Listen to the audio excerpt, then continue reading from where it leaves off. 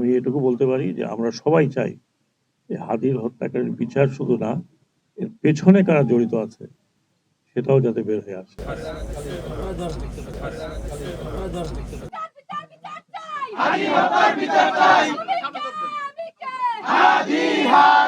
যেদিন হাদি মারা যাচ্ছেন আমি ঢাকার বাইরে ছিলাম। পরবর্তী পর্যায়ে আমি যখন ফিরে আসি আমি মনপুরায় ছিলাম। আমি একটা স্পিড বোট ছিলাম রুগীদের জন্য কোস্টাল এরিয়াতে।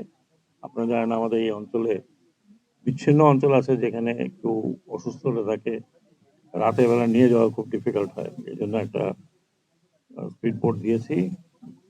সেখানেও আমি তাৎক্ষণিকভাবে ওসমান হাদির নামে ওই স্পিড বোটটা ওর নামেই আছে এবং সিদ্ধান্ত তখনই নিয়েছিলাম যে আমরা এই ঘাটের নাম চেঞ্জ করব, যেহেতু এটা আমারই এখতিয়ারের মধ্যে আছে। এবং দুই একজন এখান থেকে বলেছিলাম একটু একটা রিকোয়েস্ট পাঠিয়েছে। সাথে সাথে এটা করার ছিল গত শুক্রবার আমার আসা কথা। কিন্তু গত শুক্রবারে আপনারা জানেন ওয়েদার খুবই খারাপ ছিল, এখানে কথা বলতে পারবো না, কিন্তু আমরা তো লঞ্চও বাতিল করে দিলাম। এইরকম কুয়াশা পড়েছিল, একটা লঞ্চ আপনারা জানেন দুর্ঘটনা ঘটেছিল, তো সেই কারণে বন্ধ করে দেওয়া ও শুক্রবার আমার পক্ষে আসা সম্ভব হয়নি। এই শুক্রবারে যখন আমি আসি সকালবেলা তখনও ঘন কুয়াশা ছিল, তারপর আমি বললাম যে এই ঘন কুয়াশার মধ্যেই আমাকে যেতে হবে। উদ্দেশ্য ছিল যে এই লঞ্চ ঘাটটা যাতে পার্মানেন্টলি শহীদ ওসমান হাদির নামে থাকে, কারণ অন্য কোনো কিছু নাম যতই দেই না কেন, এই অঞ্চলের লোকের সন্তান, এই অঞ্চলের লোকের একটা বড় স্থাপনা হচ্ছে এই লঞ্চ ঘাট। কারণ এখানে শত শত লোক প্রতিদিন আসে, প্রতিদিন নামে।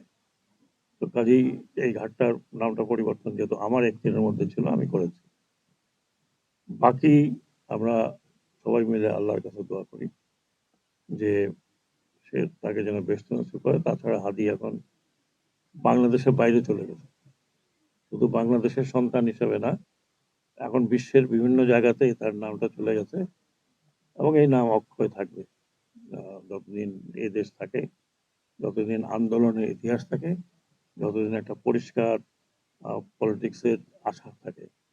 হাদি এমনই আশা ছিল যে একটু পরিষ্কার বাংলাদেশে একটা পরিষ্কার পরিচ্ছন্ন রাজনীতি এবং হাদির অনুসারী এবং হাদির যে লক্ষ লক্ষ লোক হয়েছিল তারা সবাই আশা করি যে আমরা সবাই কামনা করি যে বাংলাদেশে আগামীতে এই ধরনের কোনো কিছু যেন না ঘটে, কোনো ফ্যাসিস্ট সরকারের আবির্ভাব না হয়। যারা আসবে তারা শিক্ষা গ্রহণ করবে, জনগণের জন্য কাজ করবে এবং সততার সাথে কাজ করবে, এটা আমরা আশা করি। কারণ এটা যদি না হয় তাহলে শহীদ হাদি এবং আরো যারা জুলাই যোদ্ধা যারা শহীদ হয়েছেন তাদের আত্মা আমাদেরকে মাফ করে কখনোই, এবং এর সাথে পঙ্কিল অবস্থায় পড়তে হবে তারা তাদের এই রক্তের সাথে বেইমানি করে।